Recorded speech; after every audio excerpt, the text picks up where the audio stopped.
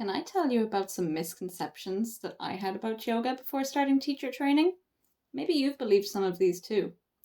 I've been practicing yoga regularly since 2020, and I'm currently about halfway through my yoga teacher training. I've learned a lot during that time, and I'm learning so much more now that I'm training to be a teacher. And in that time, I've learned that some of the things that I believed to be true about yoga actually aren't. Myth number one, yoga is just another workout.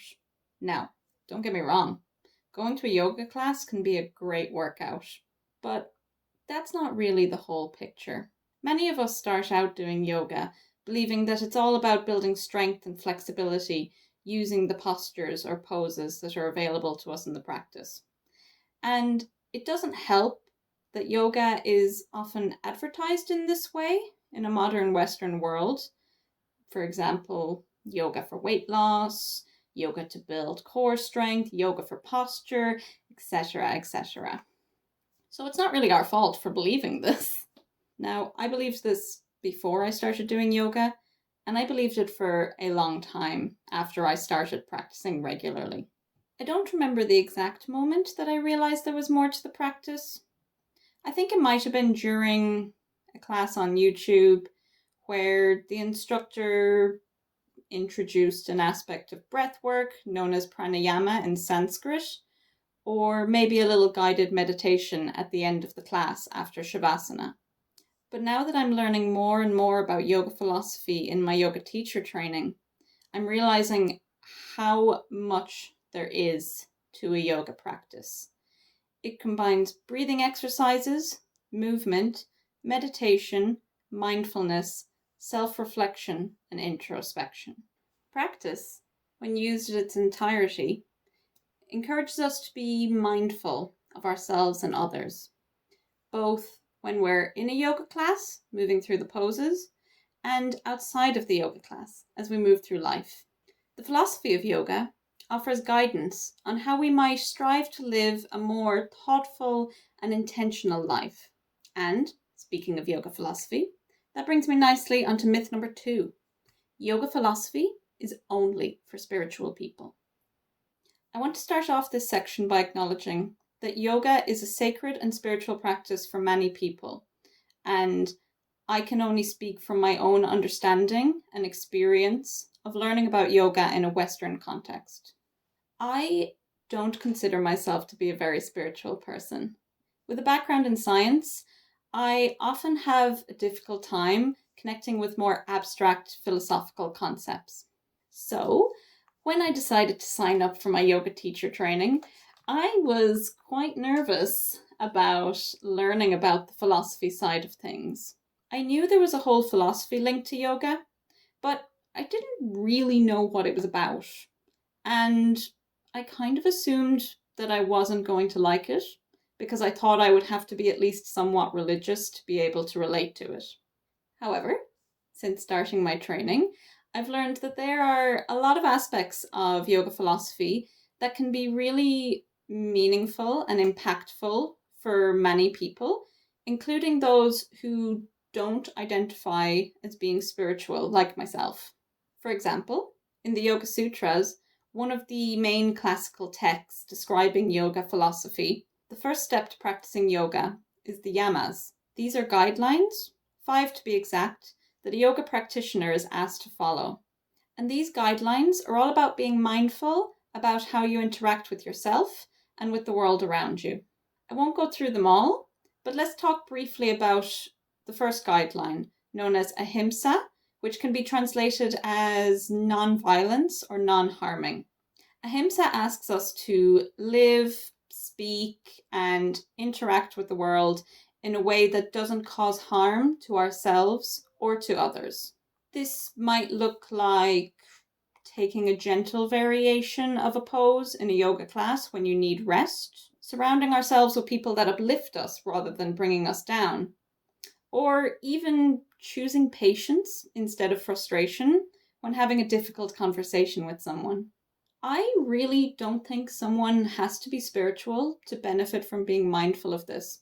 In fact, I was really pleasantly surprised when I learned more about these guidelines, the yamas, because I found that they really aligned with the values that I already held and upheld myself to, even though I didn't have a name for them. Moving on to myth number 3. Yoga props are only for beginners. Let's get a little more lighthearted with this one. Yoga props, such as bolsters, blocks, straps, etc., are not only for people who are new to yoga. When I first started practicing yoga regularly, and especially when I started incorporating props into my practice, I kind of assumed that I was only going to use the props because I couldn't do something yet. Say I might put a block under my hand because I couldn't reach the floor yet. Or I might wrap a strap around my feet in a hamstring stretch or forward fold because I couldn't reach my feet yet.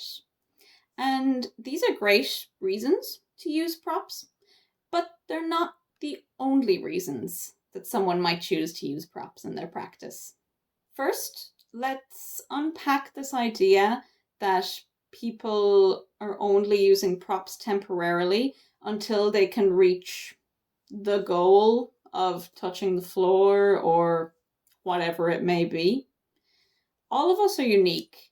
We're all built differently, our bodies are put together differently, our joints fit together in different ways, and our limbs are different lengths, and we all have different proportions. And for some of us, it might be the right choice to keep using certain props in certain ways forever. Using myself as an example, my arms are kind of short when compared to my legs. If I'm trying to do a pose where I'm trying to reach my foot, say a reclined hamstring stretch, so I'm lying on my back, my leg is straight up in the air, and I'm trying to hold onto my big toe or my foot. It's a much longer reach for me to grab my foot with my hand than it would be for someone with longer arms than I have. In that example, it makes sense for me to always use a strap as long as I practice that pose because my arms are not going to grow anytime soon. Secondly, I want to talk about how props are used in the practice of restorative yoga by every practitioner, regardless of whether it's their first time at a yoga class or if they've been doing yoga for decades. Restorative yoga is a style of teaching that promotes rest and relaxation. When doing restorative yoga, you want to rest the body in such a way that it's not using any effort. And yoga props are an essential part of this process.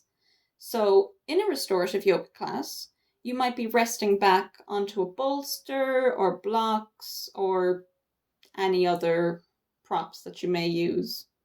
And everyone, regardless of experience, is using these props in the same way. These are just 2 examples that have resonated with me since I've started yoga teacher training about how props are suitable for everyone, regardless of how long they've been doing yoga. Now, there are many other examples of how you might use props in a yoga practice, even in ways that provide a more challenging experience for the yoga practitioner. These have been 3 myths that I believed about yoga before starting my teacher training. Did you believe any of these too? Or did you have any other misconceptions about yoga that you've since learned are not true? Let me know down in the comments. If you're interested in hearing more reflections from my journey through yoga teacher training, feel free to subscribe. I hope to see you again soon. Bye bye.